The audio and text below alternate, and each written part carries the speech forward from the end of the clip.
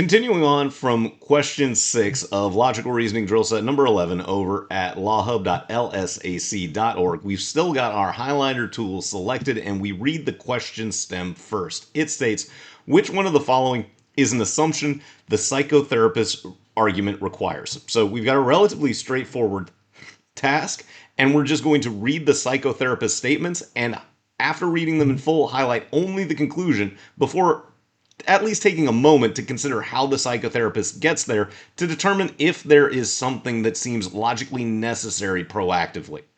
The psychotherapist states, most social situations can be interpreted in a wide variety of ways, both positive and negative. Yet those who cannot formulate several possible interpretations of a situation are more likely to interpret the situation negatively and to feel sad about it. Hence, one of the most effective ways to avoid sadness is to learn to recognize and tolerate ambiguity. At least the conclusion here should be pretty readily apparent, as indicated by this term. Hence, it's that statement at the end. But everything else here is relatively technical in nature, and you may just get a little bit lost in all of these specific terms. So when this happens, we're not going to take any time up front to try to mentally predict something that is this kind of opaque from a content perspective. Instead, we're going to go to the answer choices looking for terms that need additional information, that are too ambiguous, or actually are something that we wouldn't want to believe for the argument proactively or in the affirmative. And then, if necessary, we can use the negation test to potentially make the necessary assumption appear more readily apparent through that act of saying, well, if we took it away, do we believe this argument at all anymore? So starting with choice A, those who can formulate several possible interpretations of a situation are likely to see that situation as purely positive. As soon as I read this phrase purely positive, I go back into the passage and I see that we're interpreting things both positively and negatively, but there's nothing about purely positive. So that specific terminology needs additional information, can't be directly related to the psychotherapist's argument in any meaningful way, so goodbye to A for just those two words. Then choice B, one of the most effective ways to avoid feeling sad about a situation is to understand that several interpretations of any situation are possible. So here we do have the terms at least present in choice B. So I would advocate that we're realistically just going to hold on to choice B right now and go, at least this is relevant. There's nothing such as purely positive that allows us to eliminate B immediately, so we'll hold on to B for now. Then choice C, those who have learned to recognize and tolerate ambiguity are more likely to be able to formulate several possible interpretations of a social situation. So again, we've got the same concept of recognizing and tolerating ambiguity, which is definitely in the conclusion. We're talking about several possible interpretations of a social situation. So C, same general idea as B. We're going to hold on to it and know that it could be best evaluated through the negation test, but we don't want to do the negation test as we're going through our first pass. We're going to leave that until we've seen all 5 of the answer choices and eliminate as many as we can without having to negate. So then choice D, to avoid feeling sad about a situation, it is necessary to recognize that there are several possible interpretations of that situation. Okay, well, to avoid feeling sad, well, we're talking about being one of the most effective ways to avoid sadness. Is it the only way? Doesn't say that. It's actually qualified as there are other ways to do this too. So to say that it's necessary is actually going to, in a way, weaken the argument because it's no longer one of the most effective ways to avoid sadness. It's the only way.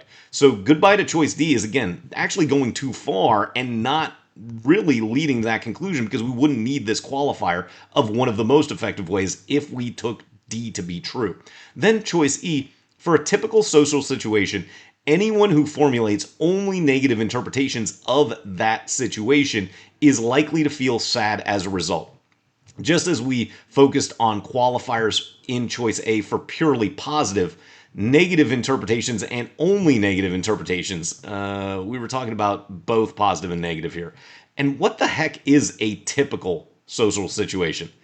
We didn't actually define a typical social situation. We said most social situations. So we wouldn't even know how typical overlaps with most social situations really at all, because maybe most social situations are atypical in some fashion. I have no idea. So choice E needs a bunch of additional information in order to relate it definitively to that conclusion that we highlighted in yellow.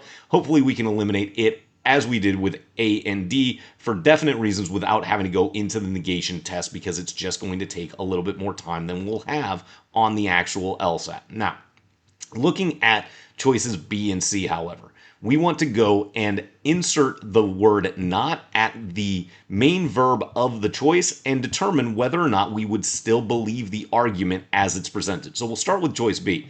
It says, one of the most effective ways to avoid feeling sad about a situation is to understand. So understand is the verb. So I'm going to just highlight this in pink and understand that I need to read this as not understand in order to negate. So if one of the most effective ways to avoid feeling sad about a situation is to not understand that several interpretations of any situation are possible. Okay, just because I don't understand it, does that mean that I am or am not engaged in actually having those several interpretations? I don't know. Just because I don't understand something doesn't mean that I'm not doing it. I can do things unconsciously. So choice B, when we negate it, doesn't directly affect the argument at all, because the interpreting may or may not still be occurring. So B would need additional information to relate to the conclusion upon negation. So this is a negated needs additional information. Goodbye to choice B. Now, choice C, if we read it in the affirmative, we've got to find where that main verb is. Those who have learned to recognize and tolerate ambiguity are more likely. So now we're going to say are not more likely. So those who have learned to recognize and tolerate ambiguity are not more likely to be able to formulate several possible interpretations of a social situation. Well, now that's no longer one of the most effective ways, because you're not able to formulate the several possible interpretations. And choice C would be our negated fail and is the correct answer that articulates a required assumption for this argument. And you can see it's going to probably be difficult to work through this proactively and go, C is absolutely the right answer. Instead, especially if you're looking at trying to reach that 160, 165, 170 plateau, you're going to need to be efficient, get rid of as many answer choices as you can for our common wrong argument task reasons, and then only negate the ones that are really in consideration to identify exactly how in the affirmative that was a necessary assumption by way of applying the negation test to see how the argument would fail without that statement in choice C being true.